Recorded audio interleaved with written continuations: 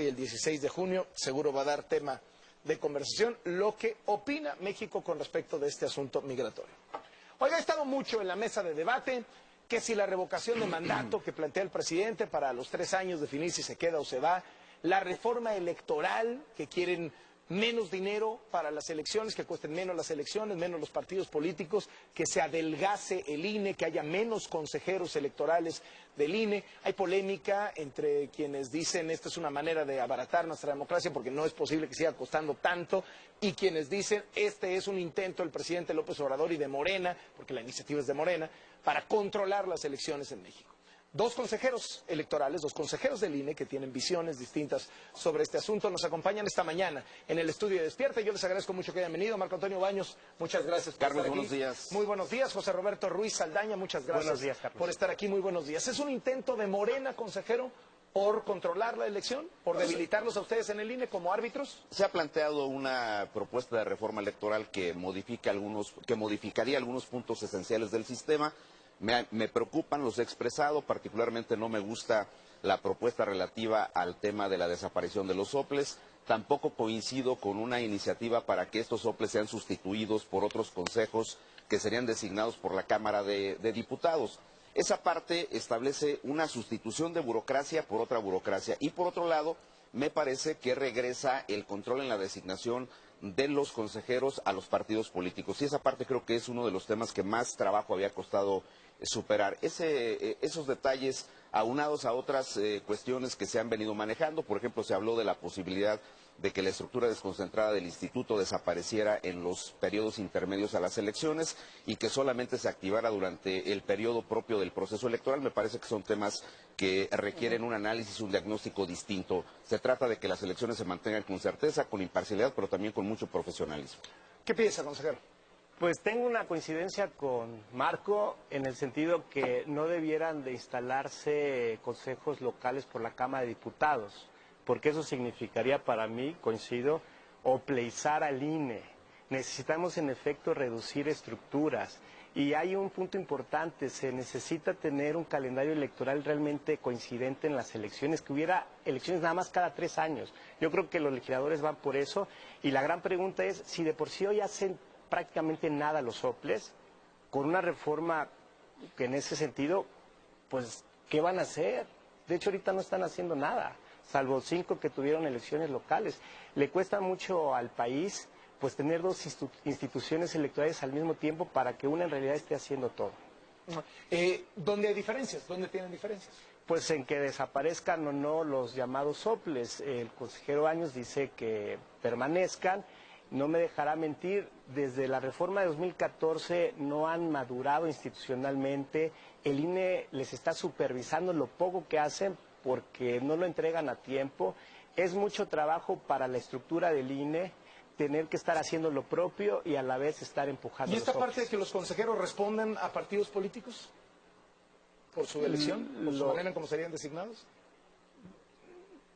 Es cierto que provienen de grupos parlamentarios que al final son partidos. En esa lógica, pues también yo considero que lo que importa es cómo te comportas ya cuando estás en el cargo, no tanto la proveniencia, qué grupos parlamentarios te propusieron. Y yo coincido con una parte de la iniciativa del diputado Sergio Gutiérrez. Dice, vamos a tener aparatos que sean menos onerosos y vamos a hacer ajustes importantes al sistema. Eso creo que tienen razón, pero tenemos que encontrar cuáles son los mejores caminos para llegar a los ahorros sin sacrificar la certeza, la imparcialidad en la organización de las elecciones. En eso creo que Roberto y yo estamos de acuerdo. ¿Cómo podemos nosotros ir reduciendo costos de manera significativa? También aquí tenemos una diferencia importante. Yo creo que es el momento de que las aplicaciones tecnológicas se metan a las elecciones. Creo que el voto electrónico nos podría dar una salida para, en principio hemos hecho un cálculo inicial de que podrían ser 4.500 millones de pesos menos en el costo de las elecciones. Habría que ver si la fórmula que tiene que ver con la asignación del financiamiento de los partidos se puede modificar para hacer una asignación un poquito más racional. En el caso concreto de las estructuras de los órganos electorales de los estados, creo que tenemos que llegar a diseños que sean acordes a las funciones que realizan los órganos electorales, pero no concentrar todas las elecciones en una sola institución que estaría sobrecargada con actividades de carácter electoral y donde toda la conflictualidad electoral de las entidades se vendría hacia el centro. ¿Voto electrónico? Yo pienso que no, porque no hay forma de reconstruir sus procesos o resultados. No es lo mismo tener un paquete electoral, revisarlo, recontar los votos, que tener urnas electrónicas. ¿Qué se va a revisar? Yo creo que sí hay mucho margen para que metamos tecnologías a la materia electoral, pero no un giro de 180 grados como las urnas electrónicas. Ya nosotros en América Latina hemos probado las urnas electrónicas. Está Brasil, que tiene elecciones con urnas electrónicas. La India, por ejemplo, es un país de experiencia exitosa, tiene 850 millones de electores y utiliza fundamentalmente urnas electrónicas. Yo creo que el tema, primero, de la identidad de la persona, una identidad plena del votante, se puede acreditar con aplicaciones tecnológicas. Eso está probado en el mundo. Segundo punto, la confiabilidad del voto en el software de la computadora. También existen experiencias que han demostrado que es absolutamente factible. Nosotros en el estado de Jalisco ya habíamos tenido elecciones con urnas electrónicas y el Tribunal Electoral, cuando conoció de alguna impugnación, dio por bueno el voto, registraron el software porque se acreditó que tecnológicamente era imposible falsificar ese voto. Y por otro lado, me parece que si nosotros tomamos en cuenta que un funcionario de casilla llega a las 7:30 de la mañana al lugar donde instala la casilla y se va a las 3 o 4 de la mañana después de hacer los escrutinios, y eso lo vivimos juntos, pues evidentemente eso resulta irracional para el desahogo de la jornada. Échale que después de la jornada electoral, tú tendrías que presentar resultados de manera muy rápida. La urna electrónica te termina los cómputos no más allá en la casilla de 5 minutos. Y los PREPs los podrías sustituir por un sistema informático que te dé resultados de una elección presidencial en 2 horas. ¿Y no les preocupa que haya gritos de fraude cibernético, algoritmos y esas cosas? Podemos traer a los mejores especialistas que expliquen el funcionamiento de este tipo de mecanismos. No, yo pienso, Carlos, que están introduciendo el tema de la urna electrónica como pretexto para realmente no abaratar el modelo que hoy tenemos, donde, por cierto, hay mucho dispendio y excesos en el INE. Ese es el gran tema que está de fondo. Ofrecen la urna electrónica pues como la cabeza para que no se sacrifique al INE. ¿Hay derroche en el INE? Por supuesto. ¿En qué? Mira, no quieren quitarse un fondo de separación, que es en realidad, pues por cada peso que consejeros ahorran, el pueblo mexicano pone otro peso. Son más de 250 millones de pesos al año. Entre otros muchos ejemplos que claro que podría poner. Entonces, ¿esto es lo que está detrás? Mira, eso no es así. Yo creo que estamos en una discusión técnica sobre temas de certeza, de legalidad, de imparcialidad de las elecciones. Esta es una discusión de otra naturaleza. Y yo te diría que para nosotros lo más importante es que en México no retrocedamos en el esquema de organización de las elecciones que se ha venido acreditando en los últimos 29 años. Eso para nosotros es fundamental. Una discusión sobre la organización interna del instituto, sobre las partidas presupuestales y demás, es absolutamente auditable. Nosotros jamás hemos cerrado la posibilidad a que se revisen cómo están las prerrogativas que se ejercen para los partidos, cómo están los salarios de los consejeros electorales, que nunca han sido, como se han dicho en los medios de comunicación, y que además este seguro ha sido el único, derecho al que han tenido los consejeros electorales del instituto y otros funcionarios de alto nivel de la institución. Yo lo veo como un privilegio, no como un derecho. Vehículos oficiales para la alta burocracia me parece que ya no son acordes con estos tiempos. Yo creo que hay muchas cosas que se pueden revisar. Ciertamente es otra discusión, pero ¿El INE tiene que adaptarse al discurso de la austeridad del presidente, digamos? respetar la Constitución. La realidad es que esos principios de austeridad en general ya están en la Constitución. Ahora lo que veo es que se están intentando implementar, pero no es algo de moda, está en nuestra Constitución. Por este tipo de posiciones en el Consejo, en los debates ahí internos del INE que son públicos, le han dicho, consejero, que usted está siendo un poco el representante de Morena en el INE, que usted está haciendo la chamba Morena en el INE. Bueno, por si defender esta austeridad y que en efecto el INE cambie, porque hay muchos abusos, me quieren decir así, que me sigan llamando. Yo no lo veo de esa manera. Yo creo que el consejero Ruiz Saldaña ha presentado sus puntos de vista, pero jamás hemos antepuesto el tema de la urna electrónica a consideraciones de tipo presupuestal. Y debo decirte, Carlos, que en mi caso, desde el año de 2010, encabecé un grupo de trabajo para plantear los mecanismos de adopción del voto electrónico, y ahí está el informe que se presentó en el 2010.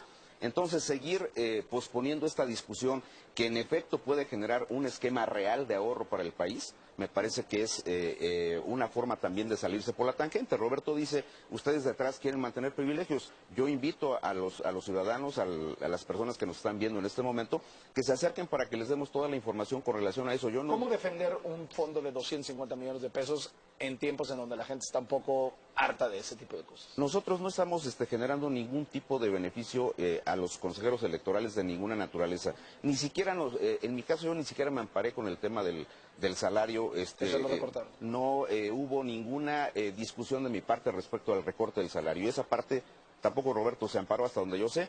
Pero vuelvo a insistir, las partidas presupuestales ejercidas por el Instituto son auditables, han sido auditadas, y yo rechazo esta idea del tema de los privilegios, porque además esa sí es una forma de salirse de la discusión real. La discusión de fondo es el tema de las modificaciones al sistema electoral, y en ese punto es donde yo he presentado mis argumentos. El consejero Ruiz Saldaña dice, ahora no, es que ustedes esconden una discusión por tema presupuestal. Me parece que eso no es así. Los temas sí están unidos, Carlos, porque en el foro antier, en la Cámara de Diputados, por ejemplo, los soples dicen, incluso Lorenzo, pues si quieren bajarle el costo al sistema electoral, disminuyan las prerrogativas de los partidos. Es decir, todo el mundo quiere que sí se baje el costo del sistema electoral, pero que se lo bajen otros.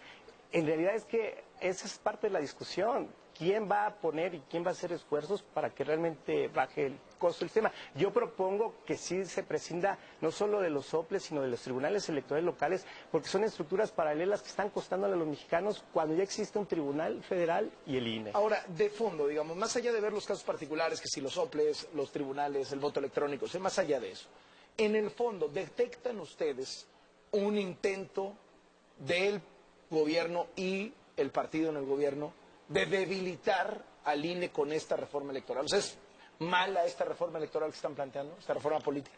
Mira, yo ayer tuve una conversación también en un medio con el diputado Sergio Gutiérrez.